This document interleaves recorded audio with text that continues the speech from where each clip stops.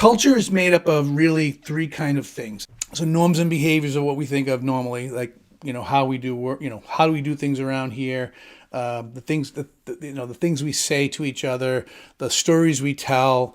That's kind of what we think of as like the primary. That's the thing we identify, right, as culture. And underlying that culture is motivations and controls. There are things like, what are the motivations for people to actually behave that way, and what are the norms to do that, right? And what we physically see are the symbols. We see the things that are, that are there. So if I can think of a company, Next Step Bionist and Prosthetics, which is a company that I've worked with for a long time. And Greg, these people are really kind of cool and amazing. And if you think about their culture, the motivations and controls are, we want to take care of patients no matter what. We relate to our patients so they understand us. We don't pay commissions to people. People work there because they love the work, and that's like the motivations and the way that kind of works, right?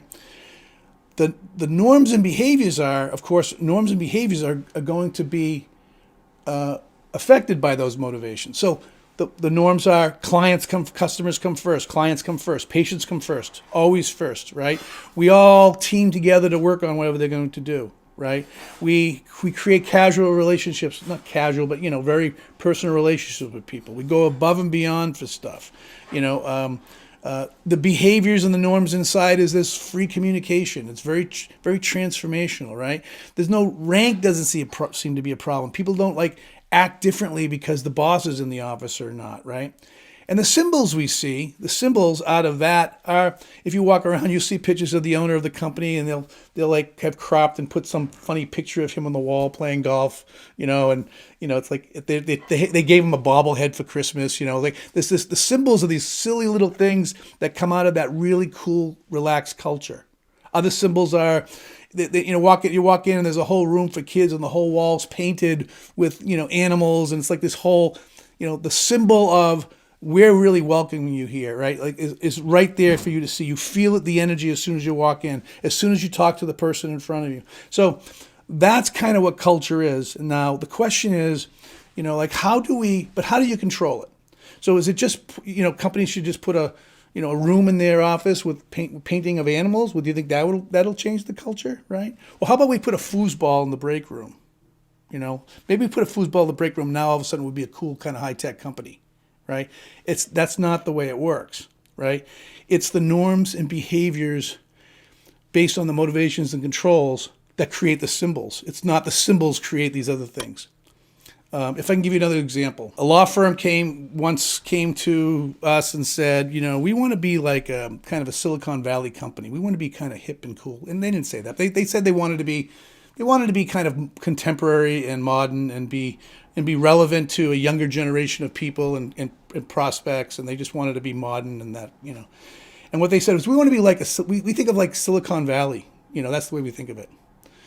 Well, Silicon Valley, so you can't just take an old blue shoe, law firm and just transfer the total transformation to be a Silicon Valley company. You can, but it's not what they thought, right? So they went off and toured some Silicon Valley companies and came back and said, they have beer in the kitchen, and they have stage in the middle of the office, and there's not walls around the offices anymore, and there's climbing walls on the walls, and there's no, it's very relaxed, and it's like very casual, and nobody gets dressed up. Well, they went and saw that and said, the thing that's changing their culture is that they have beer and they have a climbing wall. So how do we do that? And I remember thinking, you're not going to change your culture by putting a climbing wall in your office or making these little symbolic changes. It's got to fundamentally come from thinking through several variables about the company. Anyways, they didn't like my advice. I don't know what they did. I don't know if they changed since then. But another example is I had the company that makes the scales on the highways, and I don't know, there's a couple companies that make scales on the highways. So when you pull your truck off to the side of the road, and they weigh the trucks, right? Well, this particular company made these scales, and they called me for a consult. They wanted to know, we want to, they went to a workshop and they said, we want to change our culture because, we know it's about transformation. And they said all the right stuff. Like totally cool. Good. Let's think about transformational leadership. Let's talk about how to create that kind of motivation. Let's talk about how to create those kind of norms and behaviors within the company. And when I started out, so I had a consult with them, and I had all the executives in the room, and I said, so tell me about your company. And they said, well, they're skilled craftsmen that have been here for 30 years, most of them.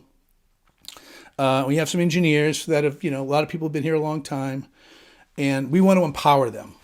I'm like, okay, so, and as I got into this, I realized that it's probably not a right thing to do, because if somebody has been working 30 years in a machine shop, let's say, right, and there's no judgment about this, or this is very common. You take an engineer and you say, hey, engineer, you're now empowered to do whatever you want. You take anybody that's been doing something for a long time and say all of a sudden, and they're doing very particular focused work, right? Like they know their job, they do it well, and now you tell them they're empowered. They don't know how to do that. It's not something that people can all of a sudden shift the behavior. So what happens a lot of time is when people promote engineers to leaders in a company, a lot of times those leaders don't stay because that's not what they want. They never wanted to be a leader. It seems like the next thing to do, but they leave. It's the same thing with, having a bunch of employees that, have been working for a long time, very happily, by the way, doing a great job, and all of a sudden you want to change your culture to be transformational. It's not that easy.